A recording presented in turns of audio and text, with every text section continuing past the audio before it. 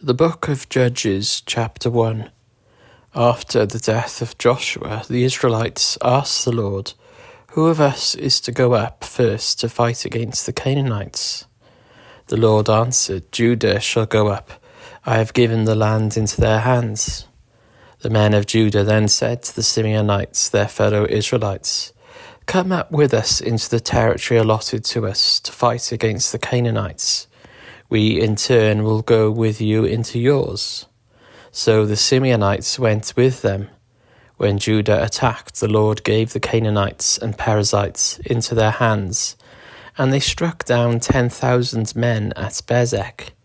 It was there that they found Adoni-Bezek and fought against him, put in to rout the Canaanites and Perizzites. Adoni-Bezek fled, but they chased him and caught him and cut off his thumbs and big toes. Then Adoni-Bezek said, 70 kings with their thumbs and big toes cut off have picked up scraps under my table. Now God has paid me back for what I did to them." They brought him to Jerusalem, and he died there. The men of Judah attacked Jerusalem also and took it. They put the city to the sword and set it on fire. After that, Judah went down to fight against the Canaanites living in the hill country, the Negev and the western foothills. They advanced against the Canaanites living in Hebron, formerly called Kiriath Arba, and defeated Sheshai, Ahiman, and Talmai. From there they advanced against the people living in Debir, formerly called Kiriath Sepher.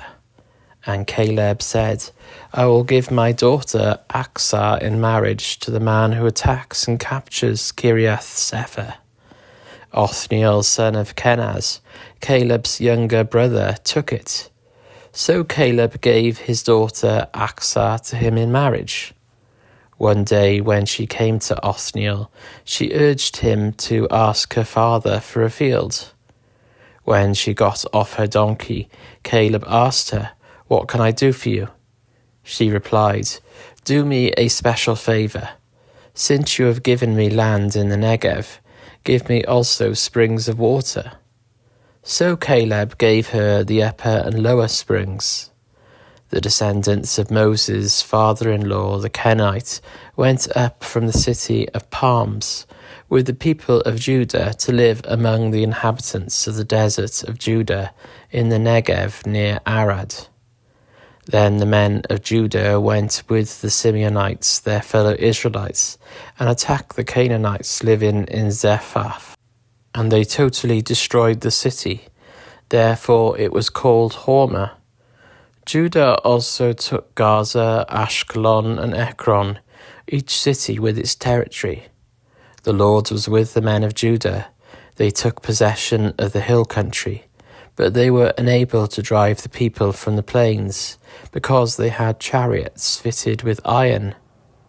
As Moses had promised, Hebron was given to Caleb, who drove from it the 3 sons of Anak. The Benjaminites, however, did not drive out the Jebusites, who were living in Jerusalem. To this day the Jebusites live there with the Benjaminites. Now the tribes of Joseph attacked Bethel, and the Lord was with them. When they sent men to spy out Bethel, formerly called Luz, the spies saw a man coming out of the city, and they said to him, "Show us how to get into the city, and we will see that you are treated well." So he showed them, and they put the city to the sword, but spared the man and his whole family. He then went to the land of the Hittites, where he built a city, and called it Luz, which is its name to this day. But Manasseh did not drive out the people of Beth-shan, or Tanakh, or Dor, or Ibleam, or Megiddo, and their surrounding settlements, for the Canaanites were determined to live in that land. When Israel became strong, they pressed the Canaanites into forced labour, but never drove them out completely.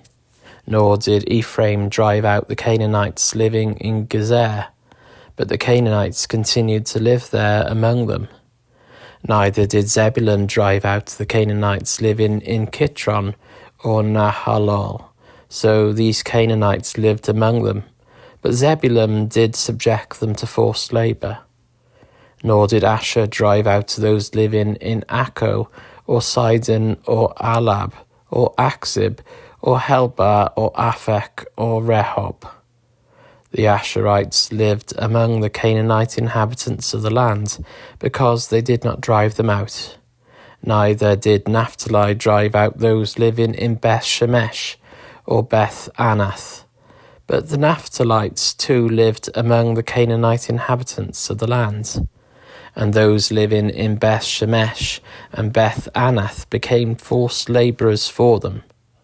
The Amorites confined the Danites to the hill country, not allowing them to come down into the plain. And the Amorites were determined also to hold out in Mount Heres, Ajalon and Shaalbim. But when the power of the tribes of Joseph increased, they too were pressed into forced labour. The boundary of the Amorites was from Scorpion Pass to Selah and beyond. Chapter 2.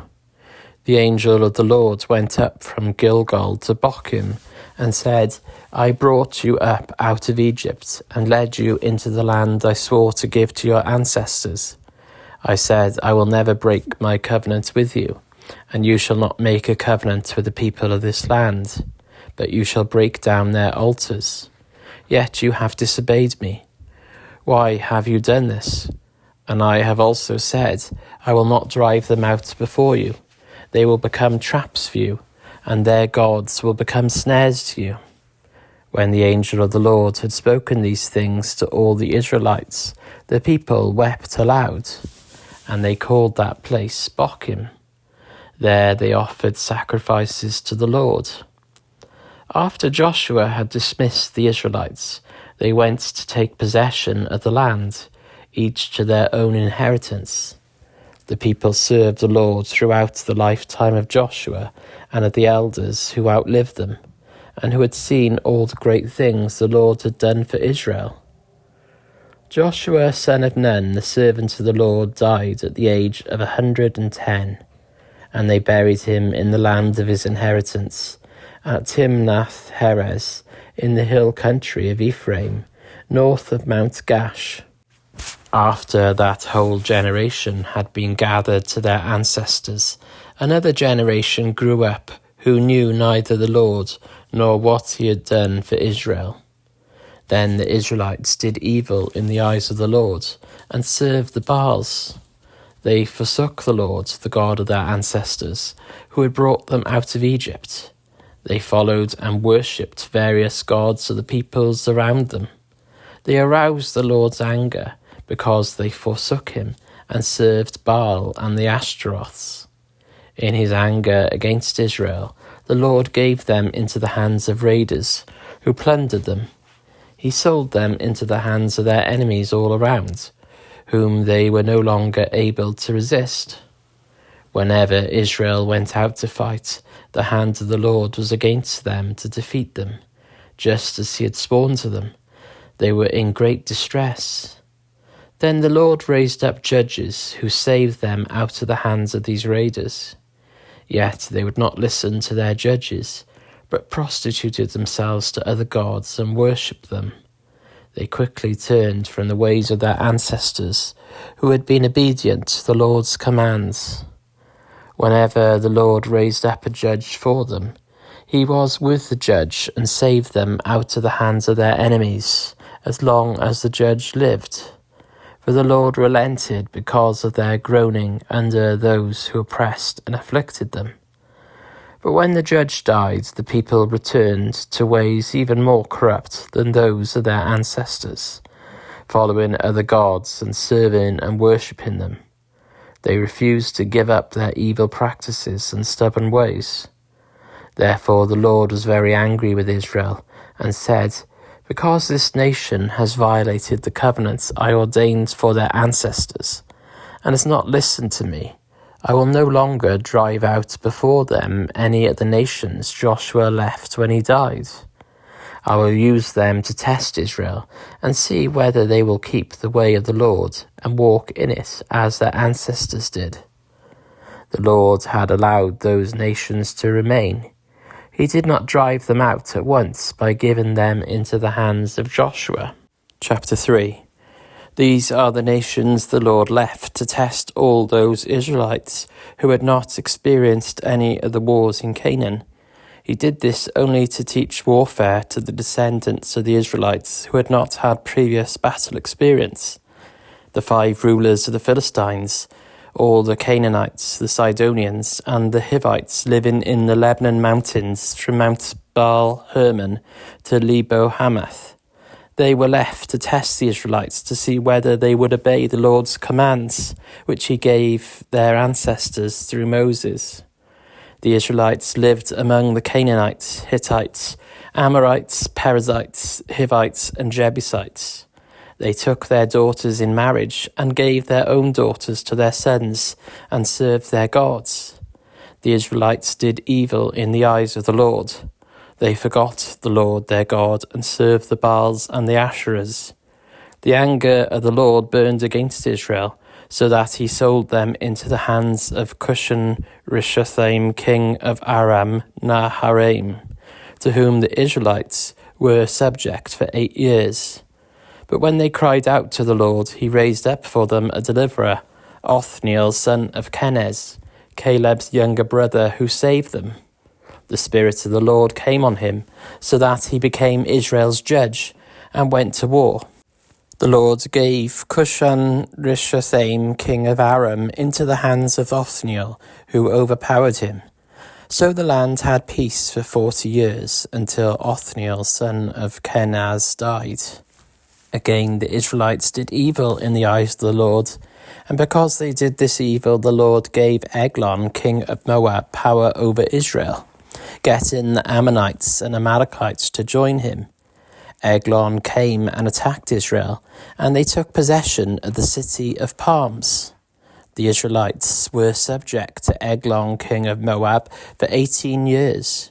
Again the Israelites cried out to the Lord, and he gave them a deliverer, Ehud, a left-handed man, the son of Gera the Benjaminite. The Israelites sent him with tribute to Eglon, king of Moab. Now Ehud had made a double-edged sword, about a cubit long, which he strapped to his right thigh under his clothing. He presented the tribute to Eglon, king of Moab, who was a very fat man. After Ehud had presented the tribute, he sent on their way those who had carried it. But on reaching the stone images near Gilgal, he himself went back to Eglon and said, "Your Majesty, I have a secret message for you." The king said to his attendants, "Leave us," and they all left. Ehud then approached him while he was sitting alone in the upper room of his palace and said, "I have a message from God for you." As the king rose from his seat, Ehud reached with his left hand, drew the sword from his right thigh and plunged it into the king's belly. Even the handle sank in after the blade, and his bowels discharged. Ehud did not pull the sword out, and the fat closed in over it. Then Ehud went out to the porch. He shut the doors of the upper room behind him and locked them. After he had gone, the servants came and found the doors of the upper room locked. They said he must be relieving himself in the inner room of the palace. They waited to the point of embarrassment, but when he did not open the doors of the room, they took a key and unlocked them. There they saw their lord fallen to the floor dead. While they waited, Ehud got away. He passed by the stone images and escaped to Serah.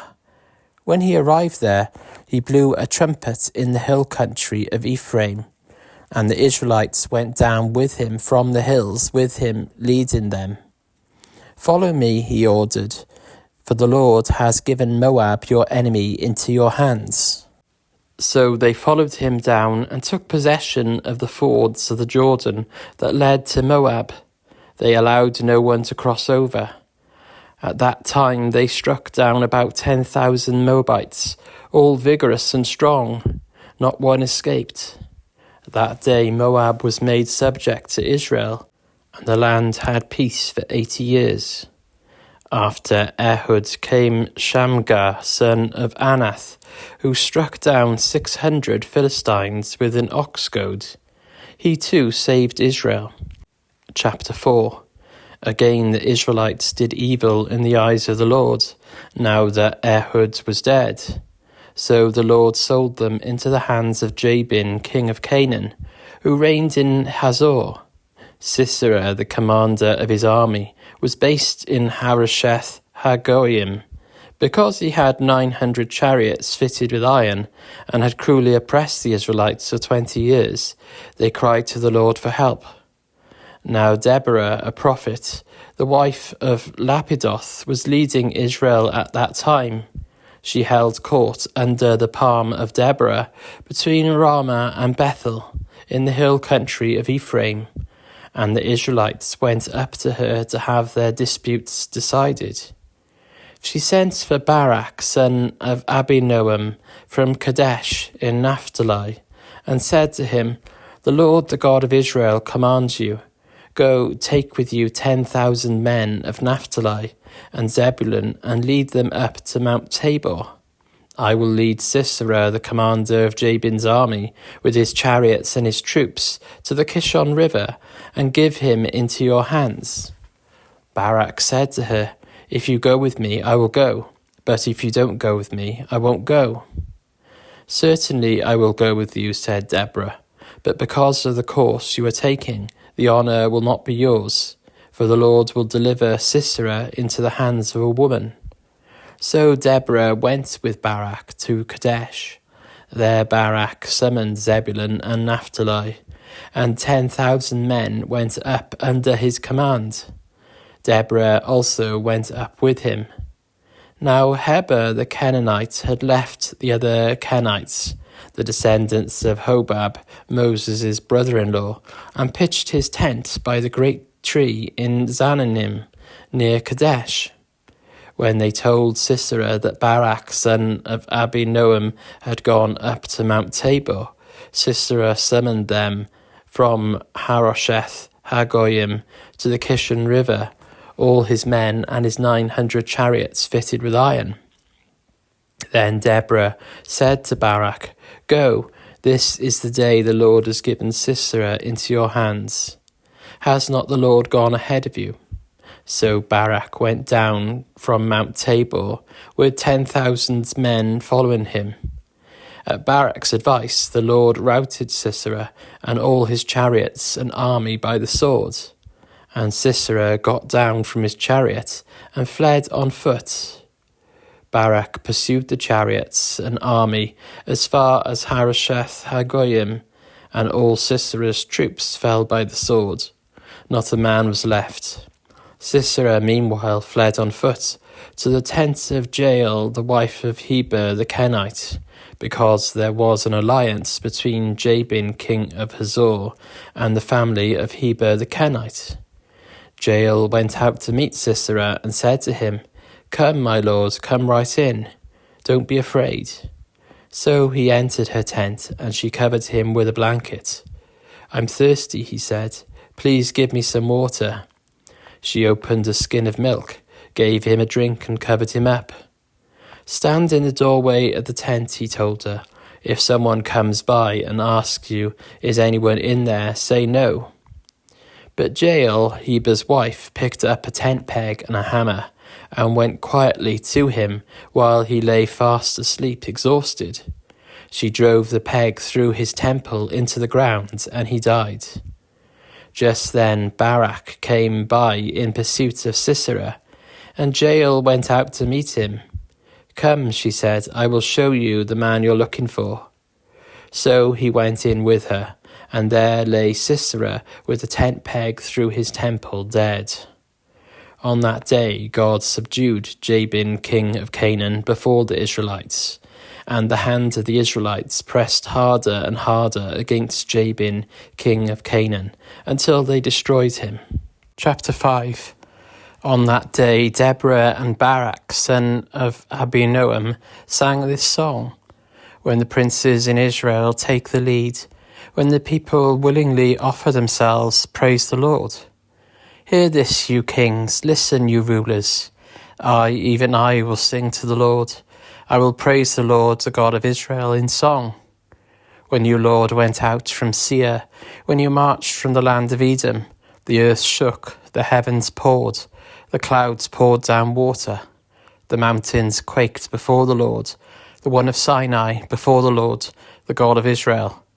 In the days of Shamgar, son of Anath, in the days of Jael, the highways were abandoned. Travellers took to winding paths. Villagers in Israel would not fight. They held back until I, Deborah, arose, until I arose a mother in Israel. God chose new leaders when war came to the city gates, but not a shield or spear was seen among 40,000 in Israel. My heart is with Israel's princes, with the willing volunteers among the people. Praise the Lord, you who ride on white donkeys, sitting on your saddle blankets, and you who walk along the road, consider the voice of the singers at the watering places. They recite the victories of the Lord, the victories of his villagers in Israel. Then the people of the Lord went down to the city gates.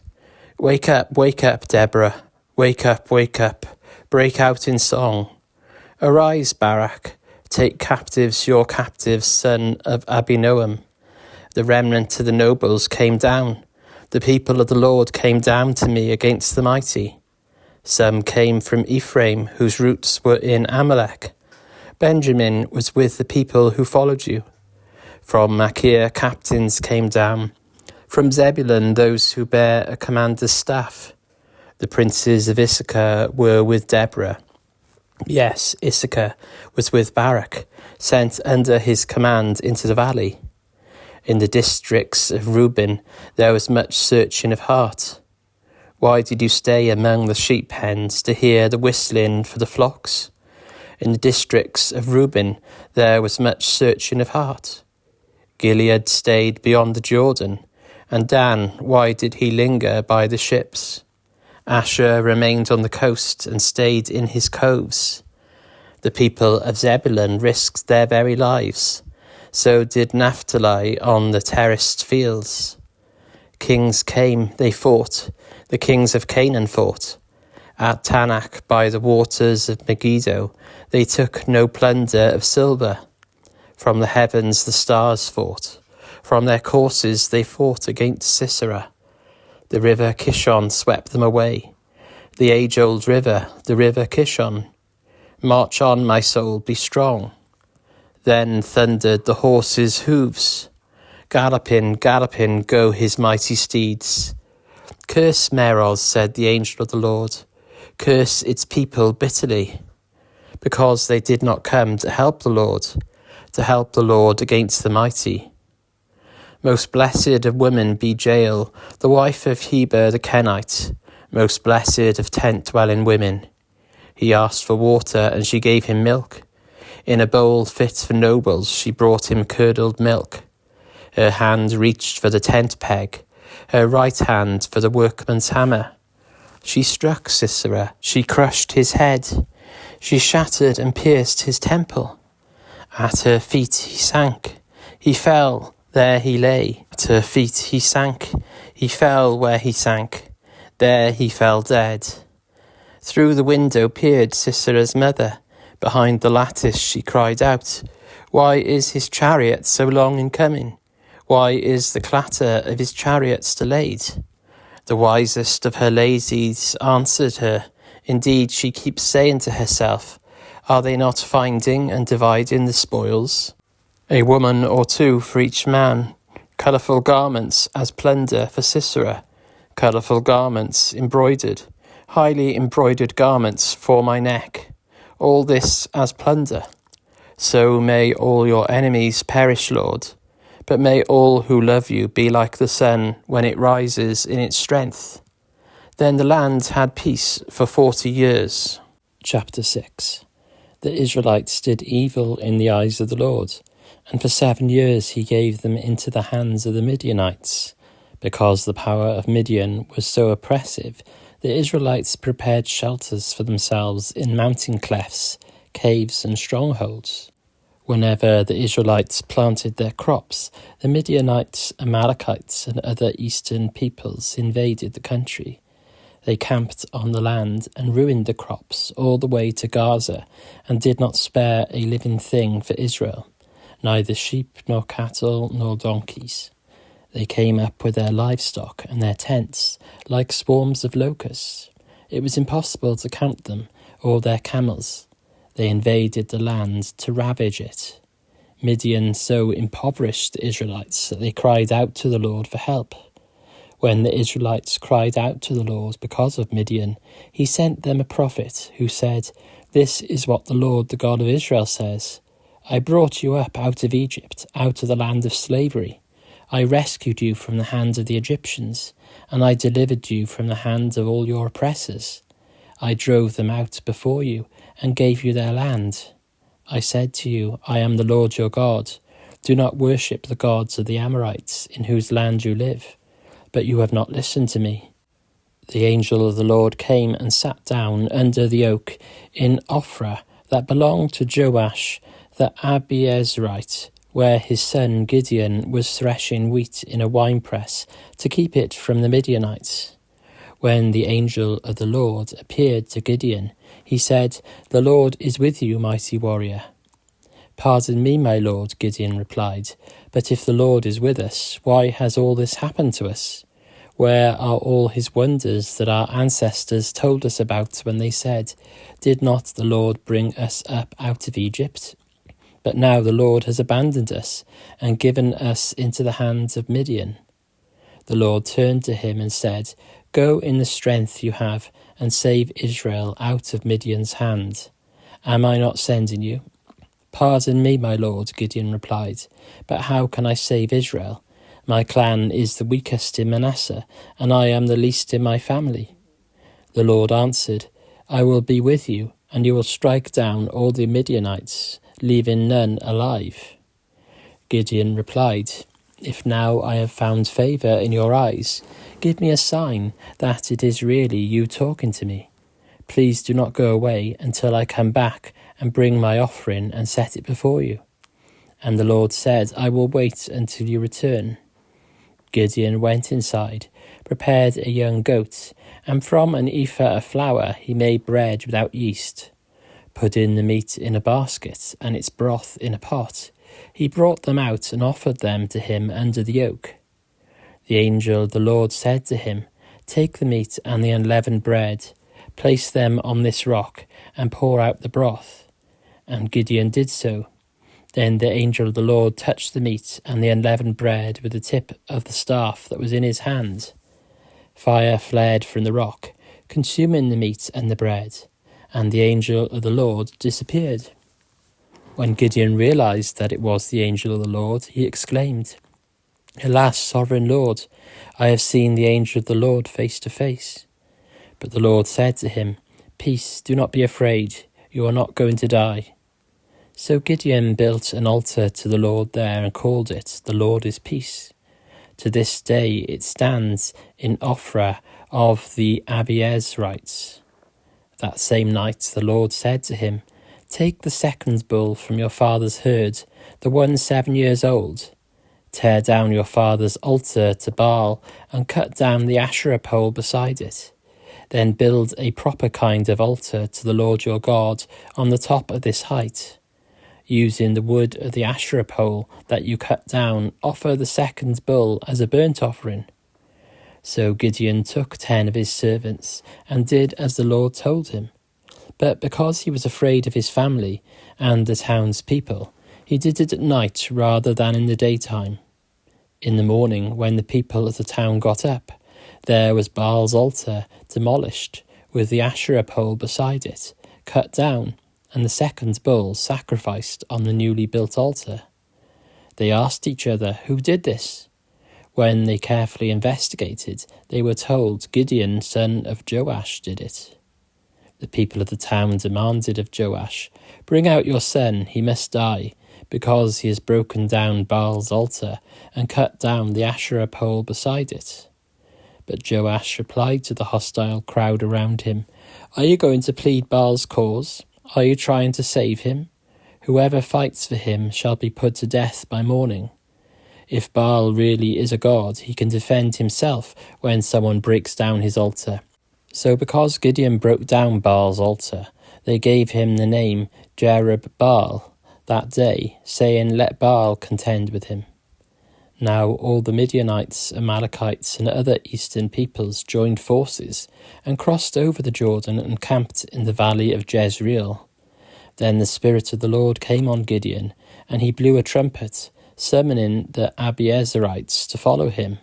He sent messengers throughout Manasseh, calling them to arms, and also into Asher, Zebulun, and Naphtali, so that they too went up to meet them.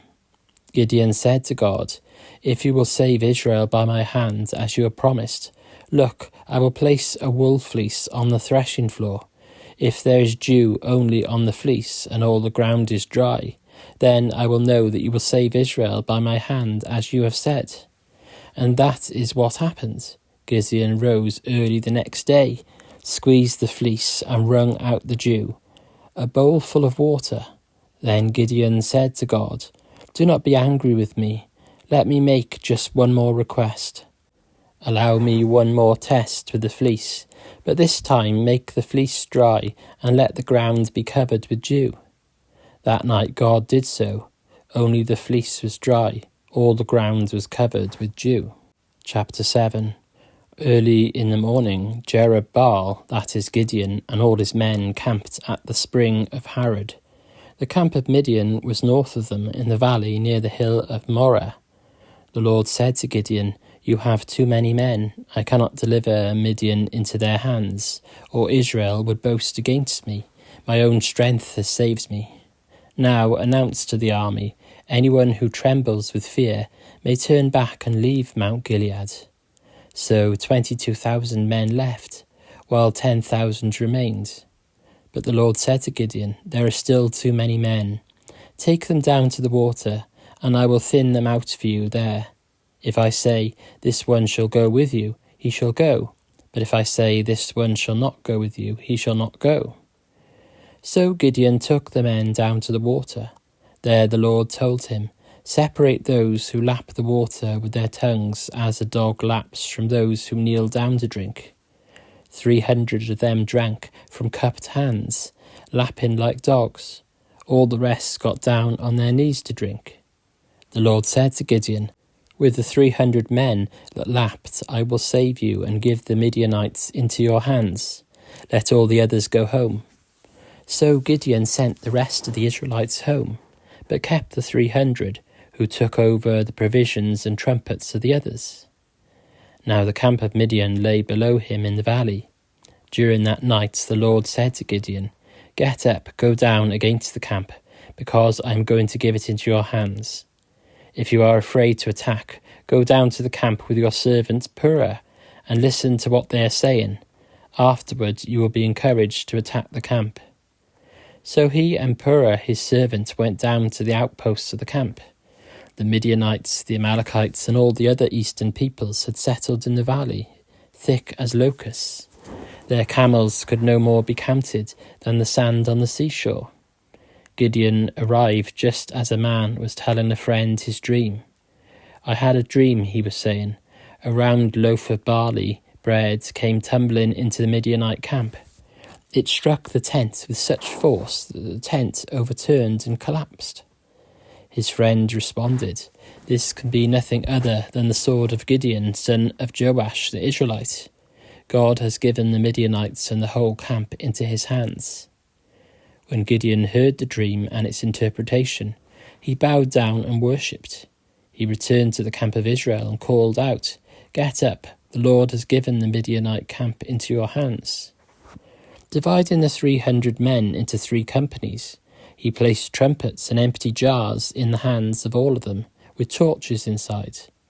"Watch me," he told them. "Follow my lead. When I get to the edge of the camp, do exactly as I do." when I and all who are with me blow our trumpets, then from all around the camp blow yours, and shout for the Lord and for Gideon." Gideon and the 100 men with him reached the edge of the camp at the beginning of the middle watch, just after they had changed the guard.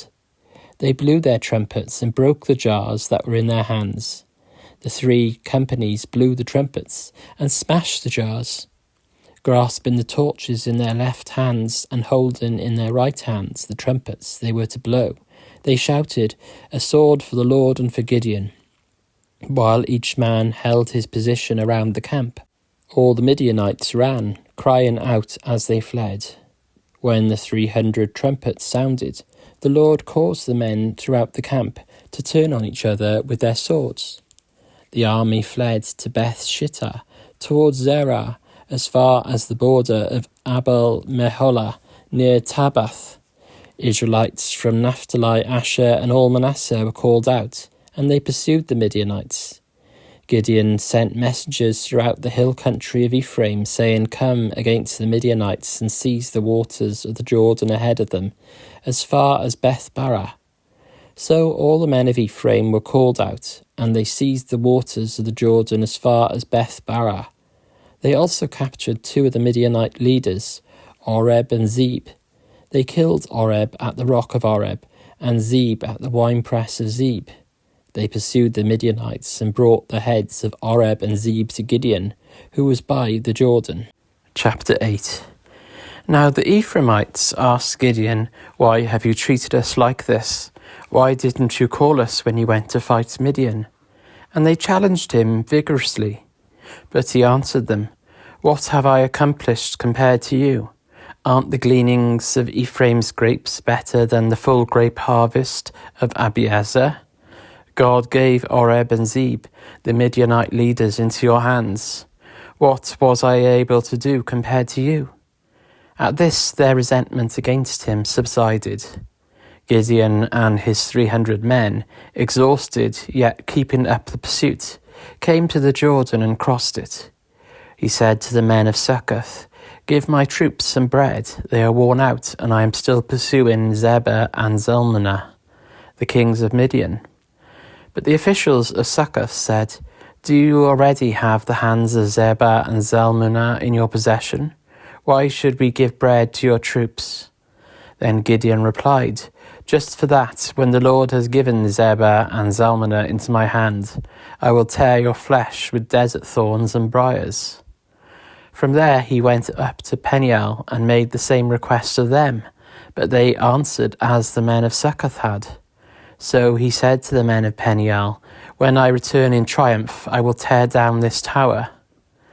Now Zebah and Zalmunna were in Karkor with a force of about 15,000 men, all that were left of the armies of the eastern peoples.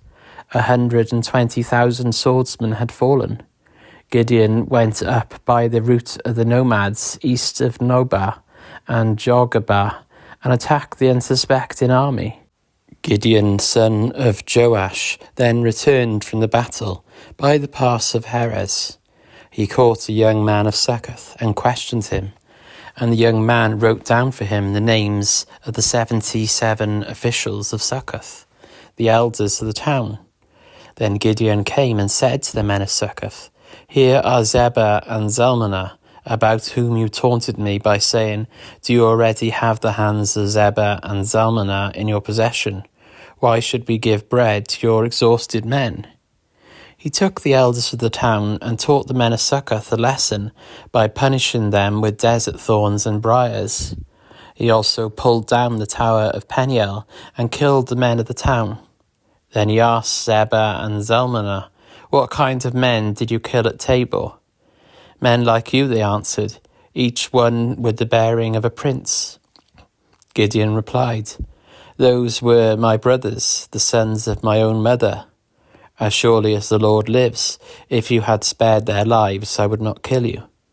Turning to Jether, his oldest son, he said, "Kill them." But Jether did not draw his sword because he was only a boy and was afraid. Zebah and Zalmunna said, "Come, do it yourself. As is the man, so is his strength. So Gideon stepped forward and killed them, and took the ornaments off their camels' necks. The Israelites said to Gideon, "Rule over us, you, your son, and your grandson, because you have saved us from the hand of Midian." But Gideon said to them, "I will not rule over you, nor will my son rule over you. The Lord will rule over you." And he said, "I do have one request, that each of you give me an earring from your share of the plunder."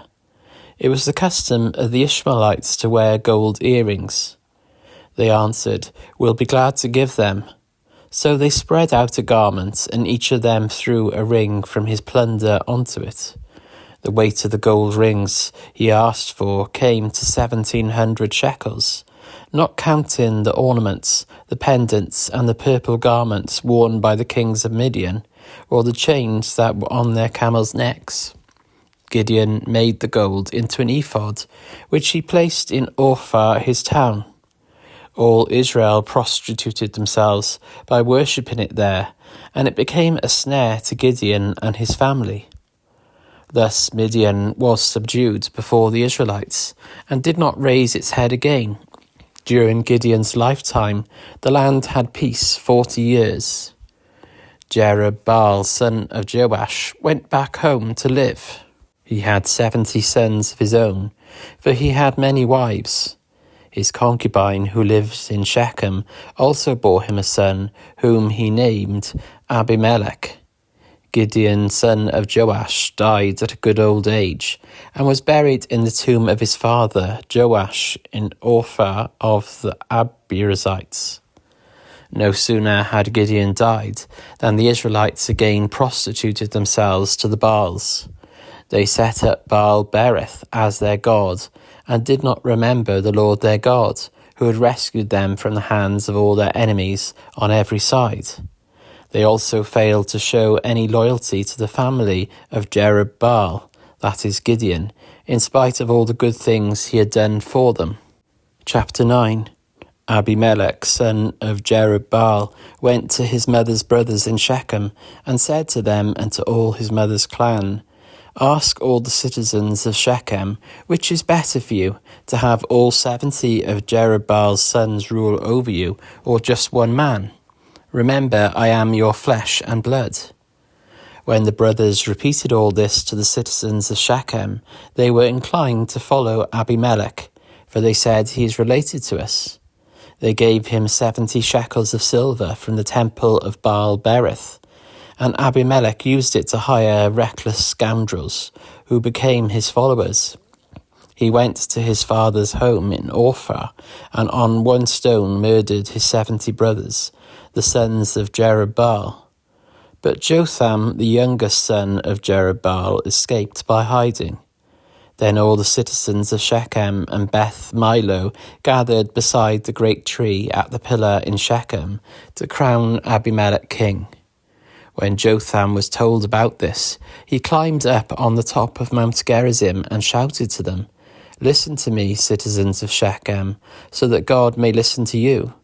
One day the trees went out to anoint a king for themselves. They said to the olive tree, "Be our king." But the olive tree answered, "Should I give up my oil, by which both gods and humans are honoured, to hold sway over the trees?" Next the trees said to the fig tree, "Come and be our king." But the fig tree replied, "Should I give up my fruit, so good and sweet, to hold sway over the trees?" Then the trees said to the vine, "Come and be our king." But the vine answered, "Should I give up my wine, which cheers both gods and humans, to hold sway over the trees?" Finally all the trees said to the thorn bush, "Come and be our king." The thorn bush said to the trees, "If you really want to anoint me king over you, come and take refuge in my shade. But if not, then let fire come out of the thorn bush and consume the cedars of Lebanon." Have you acted honourably and in good faith by making Abimelech king? Have you been fair to Jerubbaal and his family? Have you treated him as he deserves? Remember that my father fought for you and risked his life to rescue you from the hand of Midian. But today you have revolted against my father's family. You have murdered his 70 sons on a single stone, and have made Abimelech, the son of his female slave, king over the citizens of Shechem, because he is related to you. So have you acted honourably and in good faith toward Jerubbaal and his family today. If you have, may Abimelech be your joy, and may you be his too. But if you have not, let fire come out from Abimelech, and consume you, the citizens of Shechem and Beth Milo, and let fire come out from you, the citizens of Shechem and Beth Milo, and consume Abimelech. Then Jotham fled, escaping to Beer, and he lived there because he was afraid of his brother Abimelech. After Abimelech had governed Israel 3 years, God stirred up animosity between Abimelech and the citizens of Shechem, so that they acted treacherously against Abimelech. God did this in order that the crime against Jerubbaal's 70 sons, the shedding of their blood, might be avenged on their brother Abimelech and on the citizens of Shechem, who had helped him murder his brothers. In opposition to him, these citizens of Shechem set men on the hilltops to ambush and rob everyone who passed by, and this was reported to Abimelech. Now Gaal, son of Ebed, moved with his clan into Shechem, and its citizens put their confidence in him. After they had gone out into the fields and gathered the grapes and trodden them, they held a festival in the temple of their God. While they were eating and drinking, they cursed Abimelech. Then Gaal, son of Ebed, said, "Who is Abimelech, and why should we Shechemites be subject to him? Isn't he Jerubbaal's son, and isn't Zebul his deputy? Serve the family of Hamor, Shechem's father. Why should we serve Abimelech? If only this people were under my command, then I would get rid of him. I would say to Abimelech, 'Call out your whole army.'" When Zebul, the governor of the city, heard what Gaal, son of Ebed, said, he was very angry.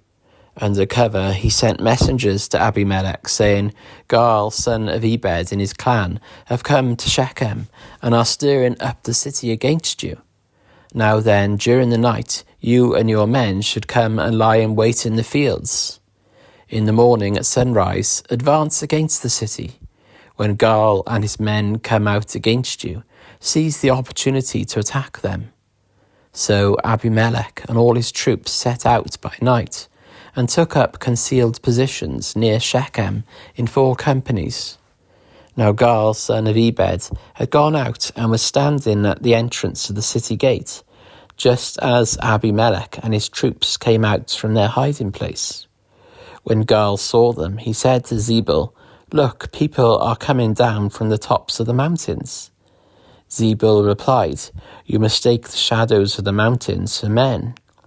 But Gaal spoke up again, "Look, people are coming down from the central hill, and a company is coming from the direction of the diviner's tree." Then Zebul said to him, "Where is your big talk now, you who said, 'Who is Abimelech, that we should be subject to him?' Aren't these the men you ridiculed? Go out and fight them." So Gaal led out the citizens of Shechem and fought Abimelech. Abimelech chased him all the way to the entrance of the gate, and many were killed as they fled. Then Abimelech stayed in Arumah, and Zebul drove Gaal and his clan out of Shechem.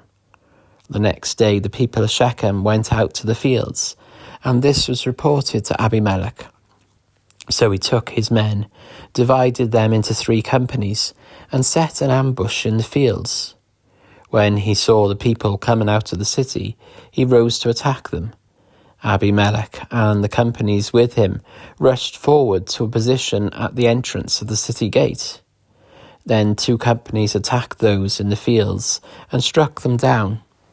All that day Abimelech pressed his attack against the city until he had captured it and killed its people. Then he destroyed the city and scattered salt over it. On hearing this, the citizens in the tower of Shechem went into the stronghold of the temple of El-Berith. When Abimelech heard that they had assembled there, he and all his men went up Mount Zalmon. He took an axe and cut off some branches, which he lifted to his shoulders. He ordered the men with him, "Quick, do what you have seen me do." So all the men cut branches and followed Abimelech. They piled them up against the stronghold and set it on fire, with the people still inside. So all the people in the tower of Shechem, about 1,000 men and women, also died. Next, Abimelech went to Thebez and besieged it and captured it. Inside the city, however, was a strong tower, to which all the men and women, all the people of the city had fled. They had locked themselves in and climbed up on the tower roof. Abimelech went to the tower and attacked it. But as he approached the entrance to the tower to set it on fire, a woman dropped an upper millstone on his head and cracked his skull. Hurriedly he called to his armor-bearer, "Draw your sword and kill me, so that they can't say a woman killed him."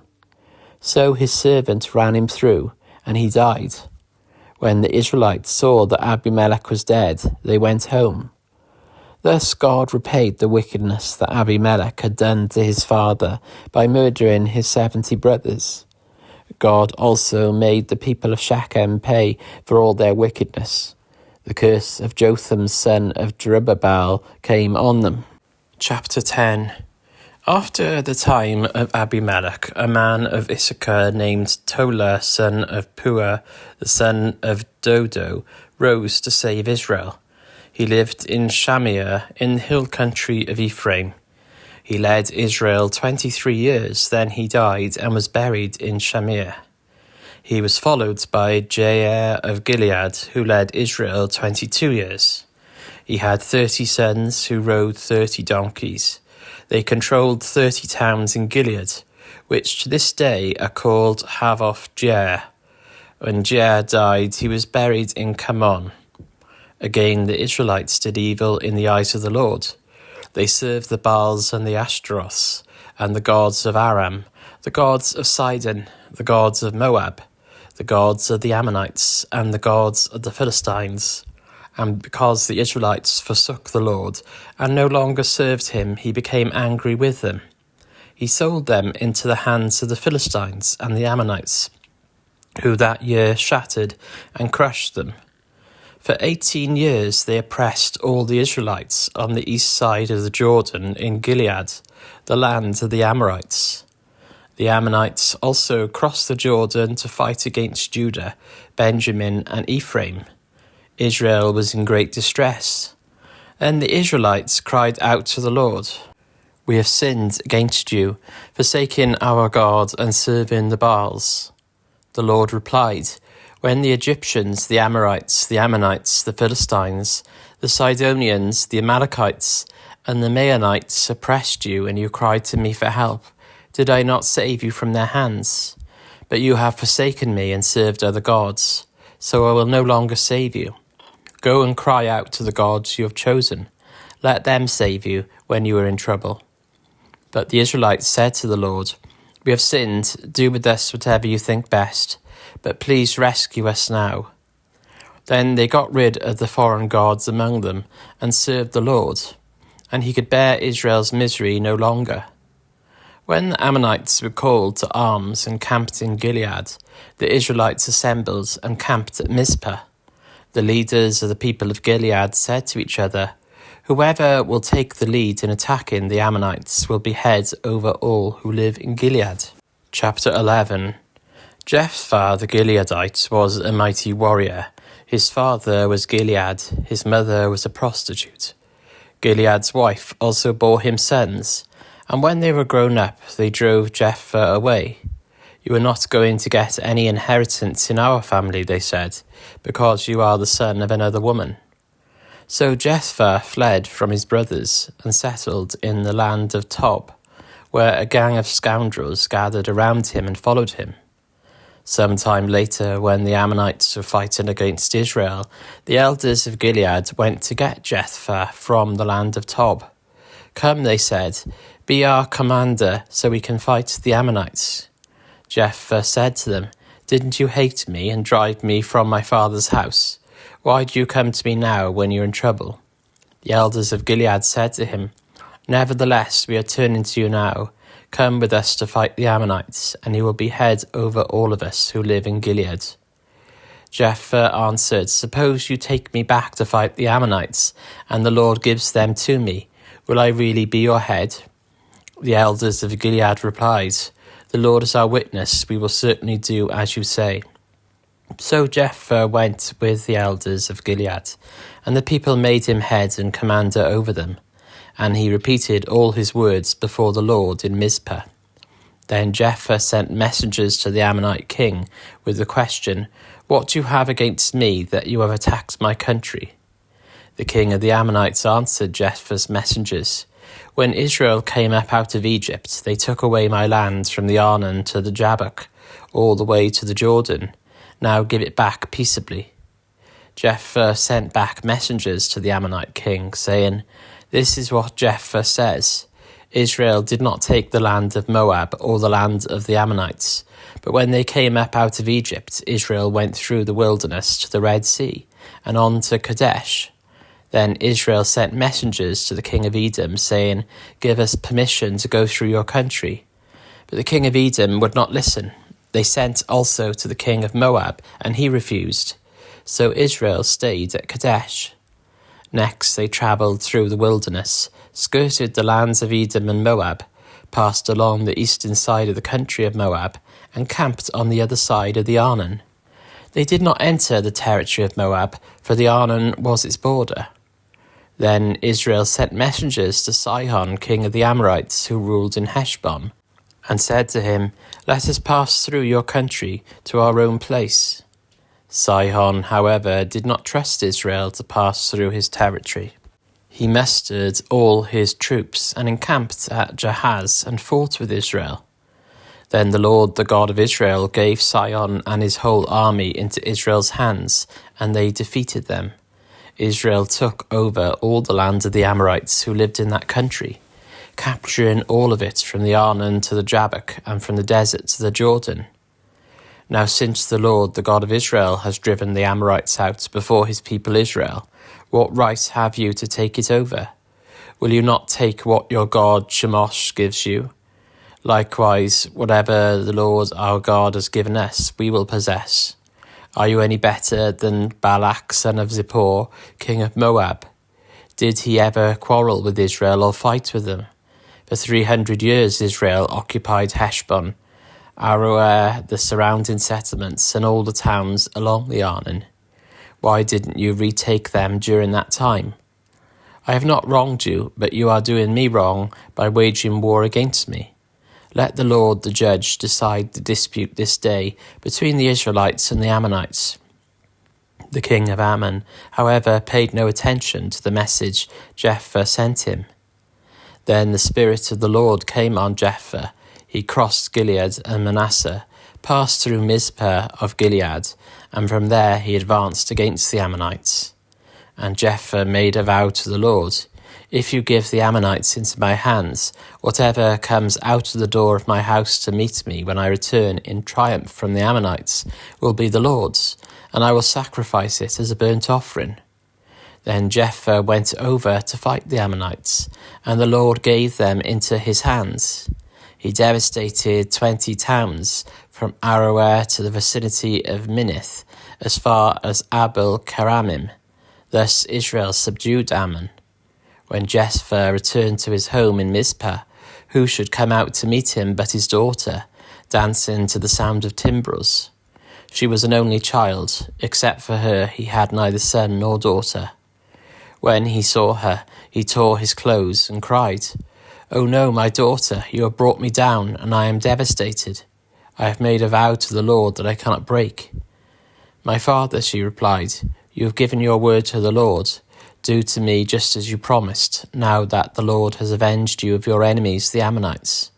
But grant me this one request," she said.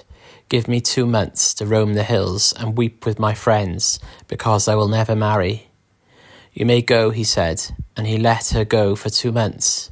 She and her friends went into the hills and wept because she would never marry. After the 2 months she returned to her father, and he did to her as he had vowed, and she was a virgin. For this comes the Israelite tradition that each year the young women of Israel go out for 4 days to commemorate the daughter of Jephthah the Gileadite.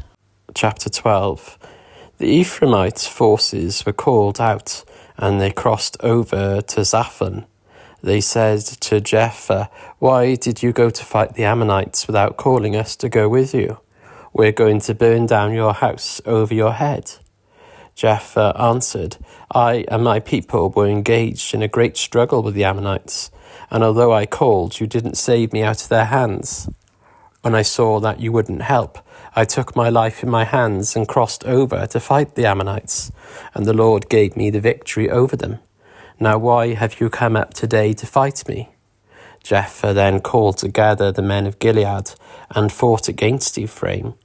The Gileadites struck them down because the Ephraimites had said, "You Gileadites are renegades from Ephraim and Manasseh."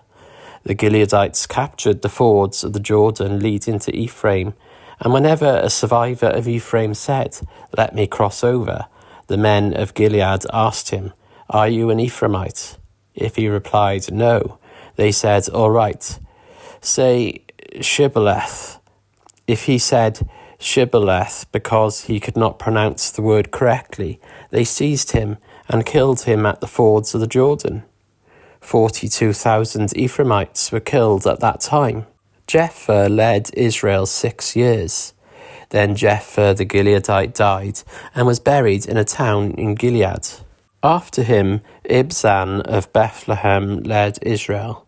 He had 30 sons and 30 daughters.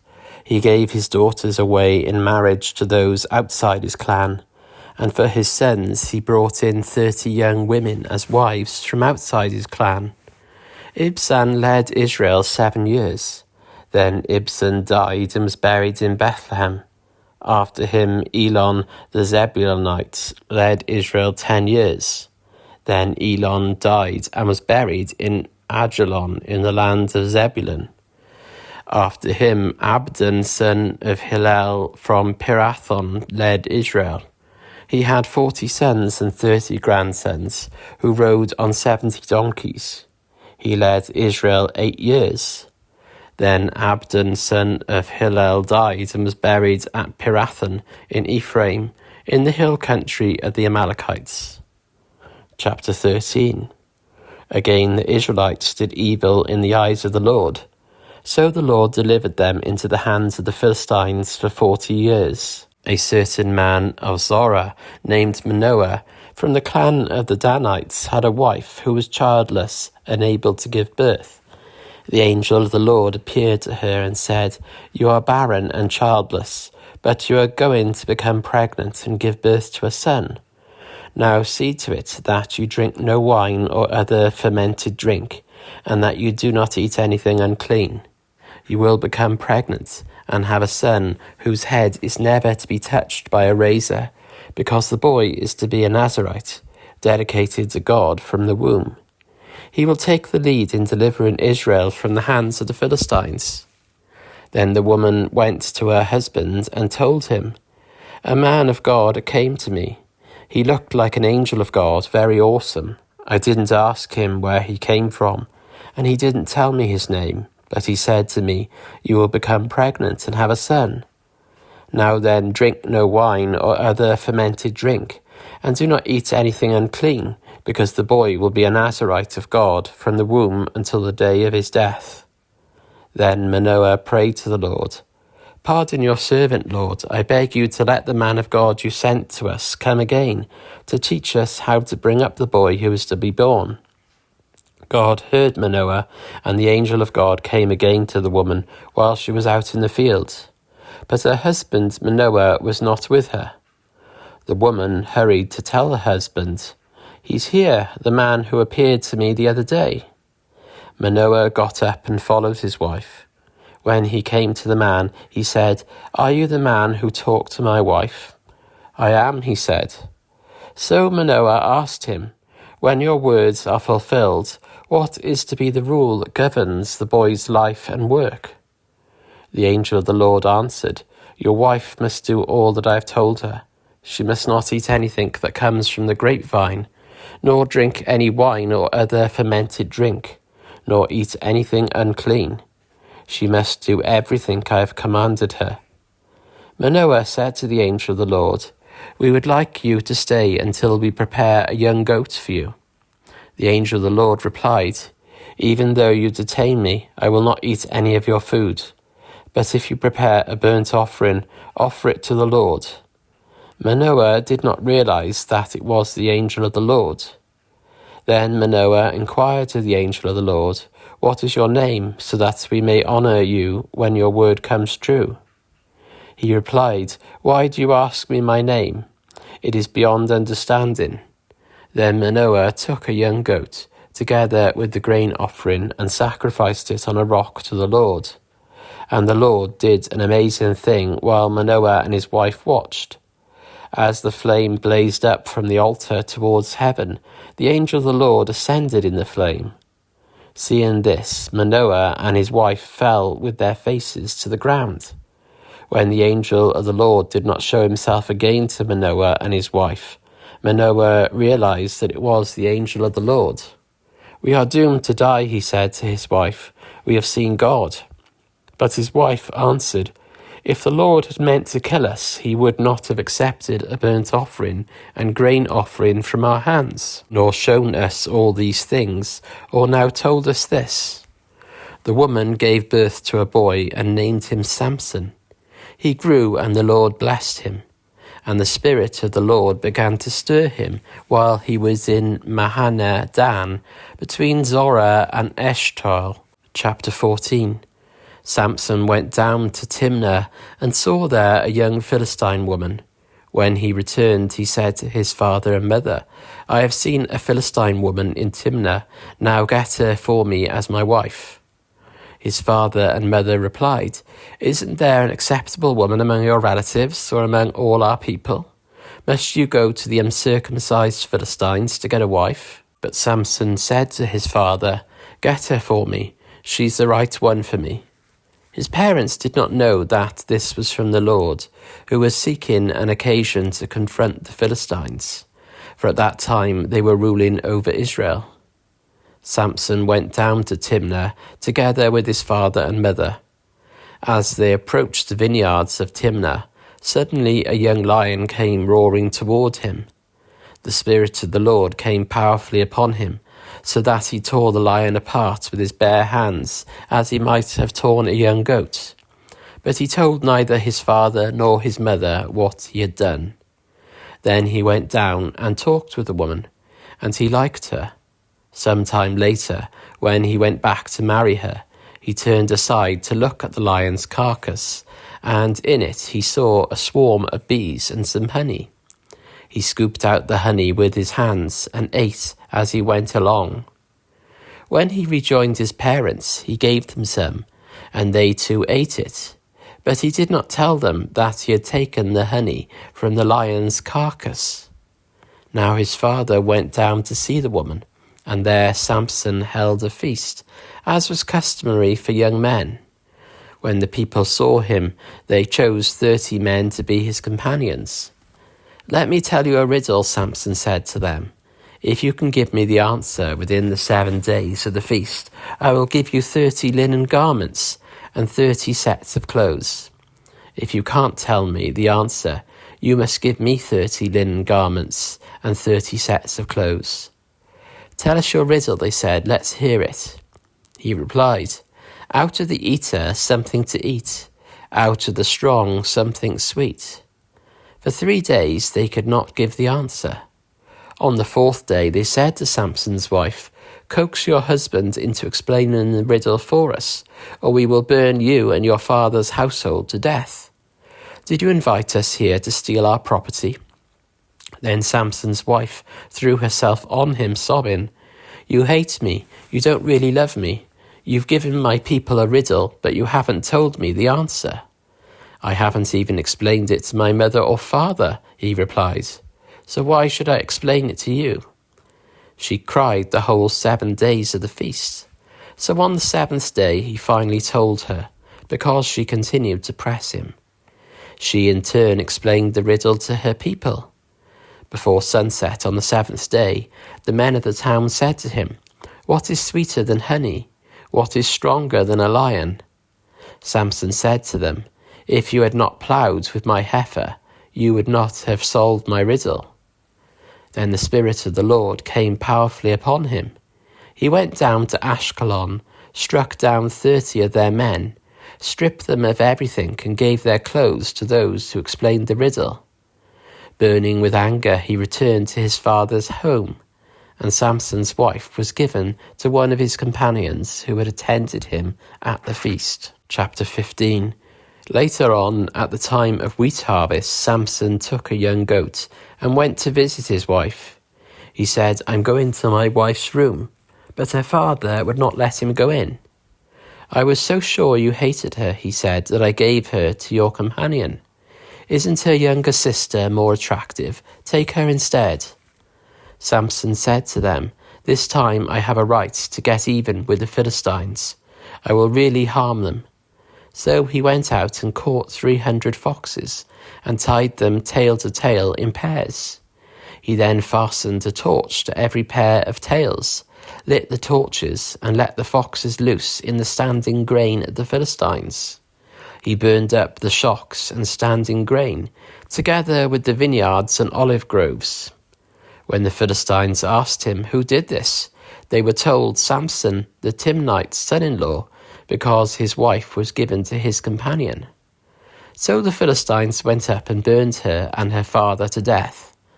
Samson said to them, "Since you've acted like this, I swear that I won't stop until I get my revenge on you." He attacked them viciously and slaughtered many of them. Then he went down and stayed in a cave in the rock of Etam. The Philistines went up and camped in Judah, spreading out near Lehi. The people of Judah asked, "Why have you come to fight us?" "We have come to take Samson prisoner," they answered, "to do to him as he did to us." Then 3,000 men from Judah went down to the cave in the rock of Etam and said to Samson, "Don't you realize that the Philistines are rulers over us? What have you done to us?" He answered, "I merely did to them what they did to me." They said to him, "We've come to tie you up and hand you over to the Philistines." Samson said, "Swear to me that you won't kill me yourselves." "Agreed," they answered. "We will only tie you up and hand you over to them. We will not kill you." So they bound him with 2 new ropes and led him up from the rock. As he approached Lehi, the Philistines came toward him shouting. The Spirit of the Lord came powerfully upon him. The ropes on his arms became like charred flax, and the bindings dropped from his hands. Finding a fresh jawbone of a donkey, he grabbed it and struck down 1,000 men. Then Samson replied, "With a donkey's jawbone I have made donkeys of them. With a donkey's jawbone I have killed 1,000 men." When he finished speaking, he threw away the jawbone, and the place was called Ramath Lehi. Because he was very thirsty, he cried out to the Lord, "You have given your servant this great victory. Must I now die of thirst and fall into the hands of the uncircumcised?" Then God opened up the hollow place in Lehi, and water came out of it. When Samson drank, his strength returned, and he revived. So the spring was called En-Hakkore, and it is still there in Lehi. Samson led Israel for 20 years in the days of the Philistines. Chapter 16. Then went Samson to Gaza, and saw there an harlot, and went in unto her. And it was told the Gazites, saying, "Samson is come hither." And they compassed him in, and laid wait for him all night in the gate of the city, and were quiet all the night, saying, "In the morning, when it is day, we shall kill him." And Samson lay till midnight, and arose at midnight, and took the doors of the gate of the city, and the 2 posts, and went away with them, bar and all, and put them upon his shoulders, and carried them up to the top of an hill that is before Hebron. And it came to pass afterward that he loved a woman in the valley of Sorek, whose name was Delilah. And the lords of the Philistines came up unto her, and said unto her, "Entice him, and see wherein his great strength lieth." and by what means we may prevail against him, that we may bind him to afflict him. And we will give thee every one of us 1,100 pieces of silver. And Delilah said to Samson, Tell me, I pray thee, wherein thy great strength lieth, and wherewith thou mightest be bound to afflict thee. Samson answered her, If anyone ties me with 7 fresh bowstrings that have not been dried, I'll become as weak as any other man. Then the rulers of the Philistines brought her 7 fresh bowstrings that had not been dried, and she tied him with them. With men hidden in the room, she called to him, Samson, the Philistines are upon you. But he snapped the bowstrings as easily as a piece of string snaps when it comes close to a flame. So the secret of his strength was not discovered. Then Delilah said to Samson, You have made a fool of me, you lied to me. Come now, tell me how you can be tied. He said, If anyone ties me securely with new ropes that have never been used, I'll become as weak as any other man. So Delilah took new ropes and tied him with them. Then, with men hidden in the room, she called to him, Samson, the Philistines are upon you. But he snapped the ropes off his arms as if they were threads. Delilah then said to Samson, All this time you have been making a fool of me and lying to me. Tell me how you can be tied. He replied, If you weave the 7 braids of my head into the fabric on the loom, and tighten it with the pin, I'll become as weak as any other man. So while he was sleeping, Delilah took the 7 braids of his head, wove them into the fabric, and tightened it with the pin. Again she called to him, Samson, the Philistines are upon you. He awoke from his sleep, and pulled up the pin and the loom with the fabric. Then she said to him, How can you say I love you when you won't confide in me? This is the 3rd time you have made a fool of me, and haven't told me the secret of your great strength. With such nagging she prodded him day after day, until he was sick to death of it. So he told her everything. No razor has ever been used on my head, he said, because I have been a Nazirite dedicated to God from my mother's womb. If my head were shaved, my strength would leave me, and I would become as weak as any other man. When Delilah saw that he had told her everything, she sent word to the rulers of the Philistines, Come back once more, he has told me everything. So the rulers of the Philistines returned with the silver in their hands. After putting him to sleep on her lap, she called for someone to shave off the 7 braids of his hair, and so began to subdue him, and his strength left him. Then she called, Samson, the Philistines are upon you. He awoke from his sleep and thought, I'll go out as before and shake myself free. But he did not know that the Lord had left him. Then the Philistines seized him, gouged out his eyes, and took him down to Gaza. Binding him with bronze shackles, they set him to grinding grain in the prison. But the hair on his head began to grow again after it had been shaved. Now the rulers of the Philistines assembled to offer a great sacrifice to Dagon their god, and to celebrate, saying, Our God has delivered Samson our enemy into our hands. When the people saw him, they praised their God, saying, Our God has delivered our enemy into our hands, the one who laid waste our land and multiplied our slain. While they were in high spirits, they shouted, Bring out Samson to entertain us. So they called Samson out of the prison, and he performed for them. When they stood him among the pillars, Samson said to the servant who held his hand, Put me where I can feel the pillars that support the temple, so that I may lean against them. Now the temple was crowded with men and women. All the rulers of the Philistines were there, and on the roof were about 3,000 men and women watching Samson perform. Then Samson prayed to the Lord, Sovereign Lord, remember me. Please God, strengthen me just once more, and let me with one blow get revenge on the Philistines for my 2 eyes. Then Samson reached toward the 2 central pillars on which the temple stood, bracing himself against them, his right hand on the one and his left hand on the other. Samson said, Let me die with the Philistines.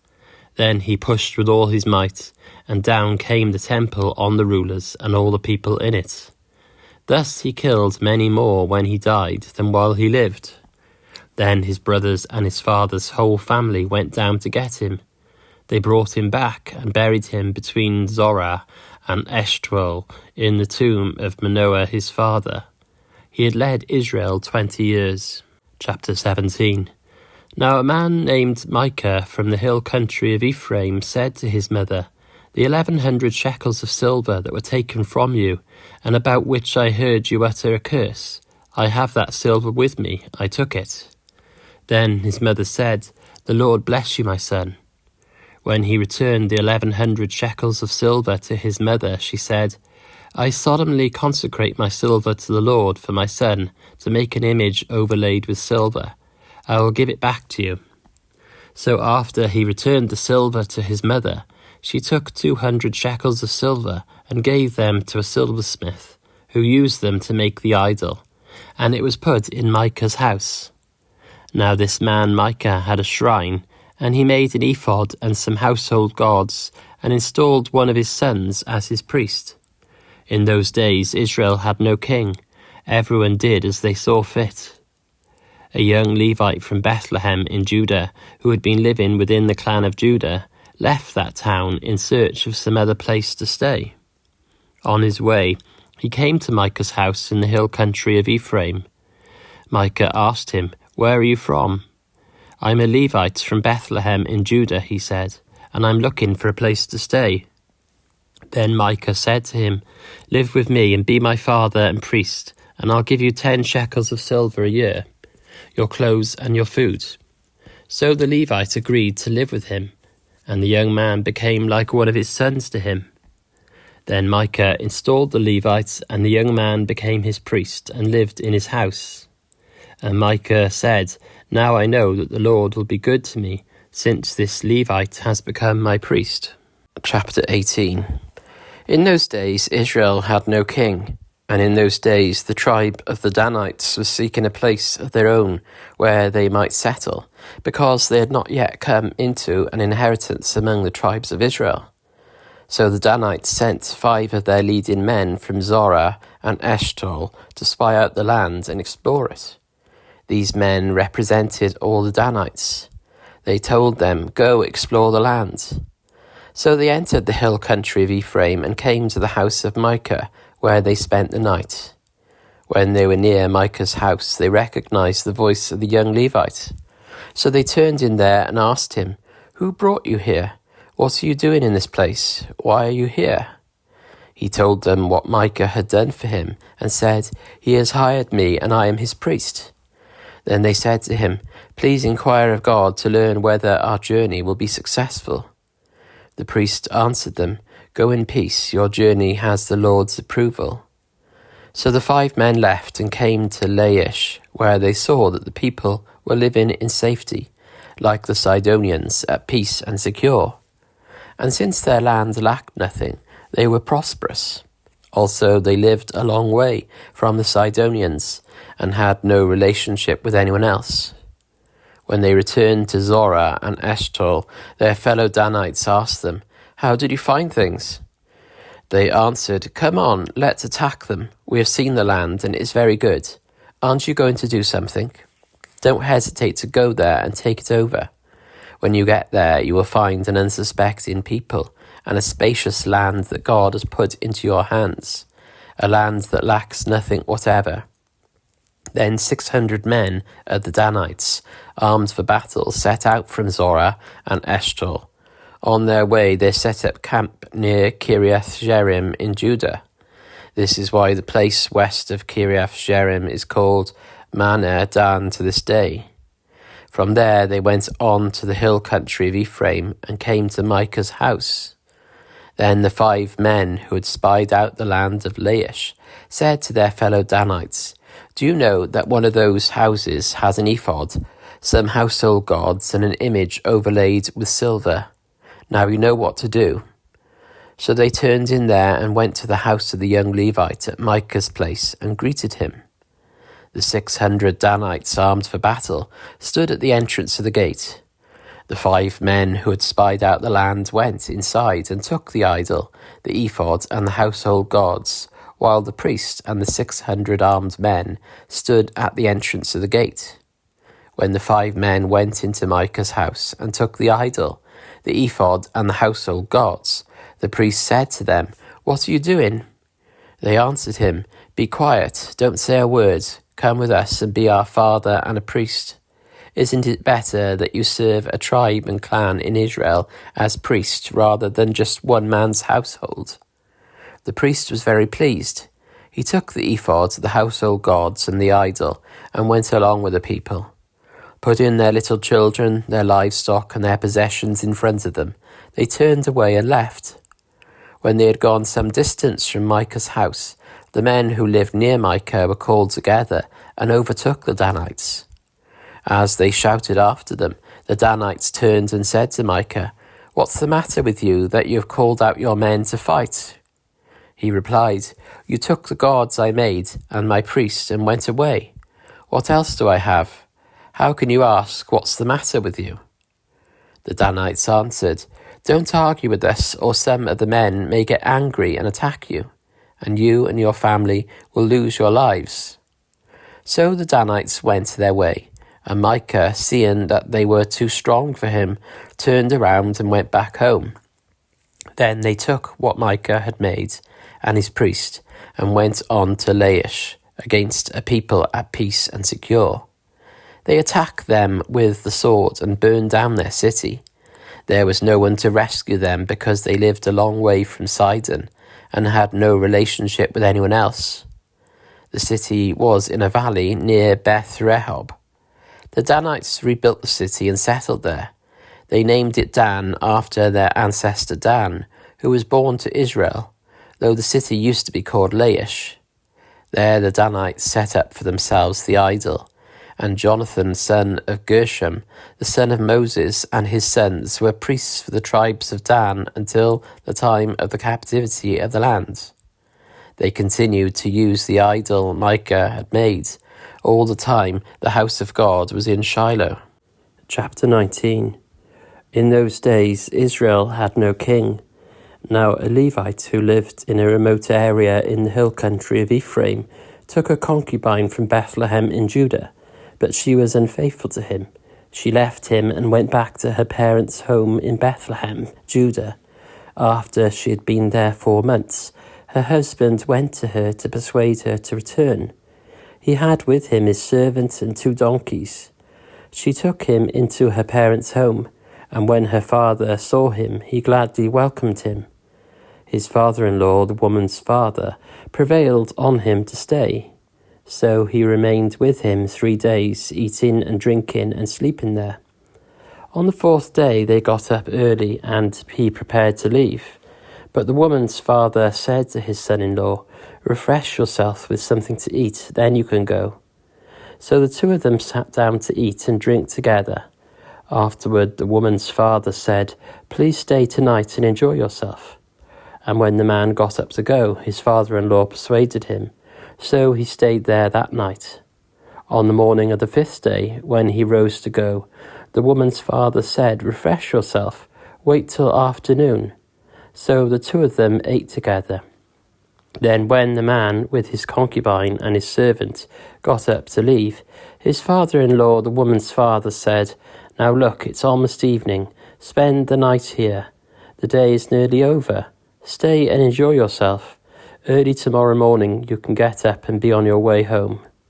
But unwilling to stay another night, the man left and headed towards Jebus, that is, Jerusalem, with his 2 saddled donkeys and his concubine. When they were near Jebus and the day was almost over, the servant said to his master, "Come, let's stop at this city of the Jebusites and spend the night." His master replied, "No, we won't go into any city whose people are not Israelites. We will go on to Gibeah." He added, "Come, let's try to reach Gibeah or Ramah and spend the night in one of those places." So they went on, and the sun set as they neared Gibeah in Benjamin. There they stopped to spend the night. They went and sat in the city square, but no one took them in for the night. That evening, an old man from the hill country of Ephraim, who was living in Gibeah, the inhabitants of the place were Benjaminites, came in from his work in the fields. When he looked and saw the traveller in the city square, the old man asked, "Where are you going? Where did you come from?" He answered, "We are on our way from Bethlehem in Judah to a remote area in the hill country of Ephraim where I live. I have been to Bethlehem in Judah, and now I am going to the house of the Lord. No one has taken me in for the night. We have both straw and fodder for our donkeys, and bread and wine for ourselves, your servants, me, the woman, and the young man with us. We don't need anything." "You are welcome at my house," the old man said. "Let me supply whatever you need. Only don't spend the night in the square." So he took him into his house and fed his donkeys. After they had washed their feet, they had something to eat and drink. While they were enjoying themselves, some of the wicked men of the city surrounded the house. Pounding on the door, they shouted to the old man who owned the house, "Bring out the man who came to your house, so we can have sex with him." The owner of the house went outside and said to them, "No, my friends, don't be so vile. Since this man is my guest, don't do this outrageous thing. Look, here is my virgin daughter and his concubine. I will bring them out to you now, and you can use them and do to them whatever you wish. But as for this man, don't do such an outrageous thing." But the men would not listen to him. So the man took his concubine and sent her outside to them. And they raped her and abused her throughout the night. And at dawn they let her go. At daybreak the woman went back to the house where her master was staying, fell down at the door and lay there until daylight. When her master got up in the morning and opened the door of the house and stepped out to continue on his way, there lay his concubine fallen in the doorway of the house, with her hands on the threshold. He said to her, "Get up, let's go." But there was no answer. Then the man put her on his donkey and set out for home. When he reached home, he took a knife and cut up his concubine, limb by limb, into 12 parts and sent them into all the areas of Israel. Everyone who saw it was saying to one another, "Such a thing has never been seen or done, not since the day the Israelites came up out of Egypt. Just imagine, we must do something, so speak up." Chapter 20. Then all Israel from Dan to Beersheba and from the land of Gilead came together as one and assembled before the Lord in Mizpah. The leaders of all the people of the tribes of Israel took their places in the assembly of God's people, 400,000 men armed with swords. The Benjaminites heard that the Israelites had gone up to Mizpah. Then the Israelites said, "Tell us how this awful thing happened." So the Levite, the husband of the murdered woman, said, "I and my concubine came to Gibeah in Benjamin to spend the night. During the night, the men of Gibeah came after me and surrounded the house, intending to kill me. They raped my concubine and she died. I took my concubine, cut her into pieces, and sent one piece to each region of Israel's inheritance, because they committed this lewd and outrageous act in Israel. Now all you Israelites, speak up and tell me what you have decided to do." All the men rose up together as one, saying, "None of us will go home. No, not one of us will return to his house. But now this is what we'll do to Gibeah. We'll go up against it in the order decided by casting lots. We'll take 10 men out of every 100 from all the tribes of Israel, and 100 from 1,000, and 1,000 from 10,000, to get provisions for the army. Then when the army arrives at Gibeah in Benjamin, it can give them what they deserve for this outrageous act done in Israel." So all the Israelites got together and united as one against the city. The tribes of Israel sent messengers throughout the tribe of Benjamin, saying, "What about this awful crime that was committed among you? Now turn those wicked men of Gibeah over to us, so that we may put them to death and purge the evil from Israel." But the Benjaminites would not listen to their fellow Israelites. From their towns they came together at Gibeah to fight against the Israelites. At once the Benjaminites mobilized 26,000 swordsmen from their towns, in addition to 700 able young men from those living in Gibeah. Among all these soldiers, there were 700 select troops who were left-handed, each of whom could sling a stone at a hare and not miss.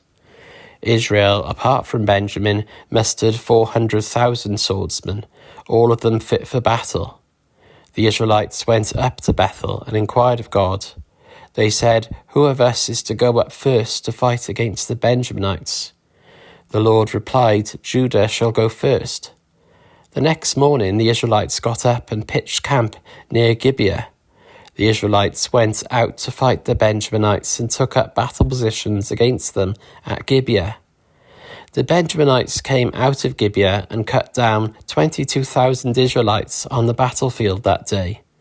But the Israelites encouraged one another and again took up their positions, where they had stationed themselves the first day. The Israelites went up and wept before the Lord until evening, and they inquired of the Lord. They said, "Shall we go up again to fight against the Benjaminites, our fellow Israelites?" The Lord answered, "Go up against them." Then the Israelites drew near to Benjamin the second day. This time, when the Benjaminites came out from Gibeah to oppose them, they cut down another 18,000 Israelites, all of them armed with swords. Then all the Israelites, the whole army, went up to Bethel, and there they sat weeping before the Lord. They fasted that day until evening, and presented burnt offerings and fellowship offerings to the Lord. And the Israelites inquired of the Lord. In those days the ark of the covenant of God was there, with Phinehas, son of Eleazar, the son of Aaron, ministering before it. They asked, "Shall we go up again to fight against the Benjaminites, our fellow Israelites, or not?" The Lord responded, "Go, for tomorrow I will give them into your hands." Then Israel set an ambush around Gibeah. They went up against the Benjaminites on the third day, and took up positions against Gibeah as they had done before. The Benjaminites came out to meet them, and were drawn away from the city. They began to inflict casualties on the Israelites as before, so that about 30 men fell in the open field and on the roads, the one leading to Bethel and the other to Gibeah. While the Benjaminites were saying, "We are defeating them as before," the Israelites were saying, "Let's retreat and draw them away from the city to the roads." All the men of Israel moved from their places and took up positions at Baal Tamar, and the Israelite ambush charged out of its place on the west of Gibeah. Then 10,000 of Israel's able young men made a frontal attack on Gibeah. The fighting was so heavy that the Benjaminites did not realize how near disaster was. The Lord defeated Benjamin before Israel, and on that day the Israelites struck down 25,100 Benjaminites, all armed with swords. Then the Benjaminites saw that they were beaten. Now the men of Israel had given way before Benjamin, because they had relied on the ambush they had set near Gibeah. Those who had been in ambush made a sudden dash into Gibeah, spread out, and put the whole city to the sword. The Israelites had arranged with the ambush that they should send up a great cloud of smoke from the city, and then the Israelites would counterattack. The Benjaminites had begun to inflict casualties on the Israelites, about 30, and they said, "We are defeating them as in the first battle." But when the column of smoke began to rise from the city, the Benjaminites turned and saw the whole city going up in smoke. Then the Israelites counterattacked, and the Benjaminites were terrified, because they realized that disaster had come on them.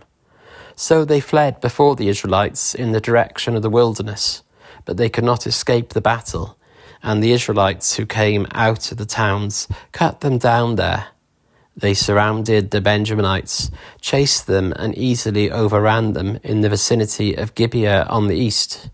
18,000 Benjaminites fell, all of them valiant fighters. As they turned and fled toward the wilderness, to the rock of Rimmon, the Israelites cut down 5,000 men along the roads. They kept pressing after the Benjaminites as far as Gidom, and struck down 2,000 more. On that day 25,000 Benjaminite swordsmen fell, all of them valiant fighters. But 600 of them turned and fled into the wilderness to the rock of Rimmon, where they stayed 4 months. The men of Israel went back to Benjamin and put all the towns to the sword, including the animals and everything else they found. All the towns they came across they set on fire. Chapter 21. The men of Israel had taken an oath at Mizpah, "Not one of us will give his daughter in marriage to a Benjaminite." The people went to Bethel, where they sat before God until evening, raising their voices and weeping bitterly. "Lord God of Israel," they cried, "why has this happened to Israel? Why should one tribe be missing from Israel today?" Early the next day the people built an altar and presented burnt offerings and fellowship offerings. Then the Israelites asked, "Who from all the tribes of Israel has failed to assemble before the Lord?" For they had taken a solemn oath that anyone who failed to assemble before the Lord at Mizpah was to be put to death. Now the Israelites grieved for the tribe of Benjamin, their fellow Israelites. "Today one tribe is cut off from Israel," they said. "How can we provide wives for those who are left, since we have taken an oath by the Lord not to give them any of our daughters in marriage?" Then they asked, "Which one of the tribes of Israel failed to assemble before the Lord at Mizpah?" They discovered that no one from Jabesh Gilead had come to the camp for the assembly. For when they counted the people, they found that none of the people of Jabesh Gilead were there. So the assembly sent 12,000 fighting men with instructions to go to Jabesh Gilead and put to the sword those living there, including the women and children. "This is what you are to do," they said. "Kill every male and every woman who is not a virgin." They found among the people living in Jabesh Gilead 400 young women who had never slept with a man, and they took them to the camp at Shiloh in Canaan. Then the whole assembly sent an offer of peace to the Benjaminites at the rock of Rimmon. So the Benjaminites returned at that time and were given the women of Jabesh Gilead who had been spared. But there were not enough for all of them. The people grieved for Benjamin because the Lord had made a gap in the tribes of Israel. And the elders of the assembly said, "With the women of Benjamin destroyed, how shall we provide wives for the men who are left?" "The Benjaminite survivors must have heirs," they said, "so that a tribe of Israel will not be wiped out. We can't give them our daughters as wives, since we Israelites have taken this oath. Cursed be anyone who gives a wife to Benjaminite. But look, there is the annual festival of the Lord in Shiloh, which lies north of Bethel, east of the road that goes from Bethel to Shechem, and south of Lebonah." So they instructed the Benjaminites, saying, "Go and hide in the vineyards and watch. When the young women of Shiloh come out to join in the dancing, rush from the vineyards, and each of you seize one of them to be your wife. Then return to the land of Benjamin. When their fathers or brothers complain to us, we will say to them, 'Do us the favour of helping them, because we did not get wives for them during the war.' You will not be guilty of breaking your oath because you did not give your daughters to them." So that is what the Benjaminites did. While the young women were dancing, each man caught one and carried her off to be his wife. Then they returned to their inheritance and rebuilt the towns and settled in them. At that time the Israelites left that place and went home to their tribes and clans, each to his own inheritance. In those days Israel had no king. Everyone did as they saw fit.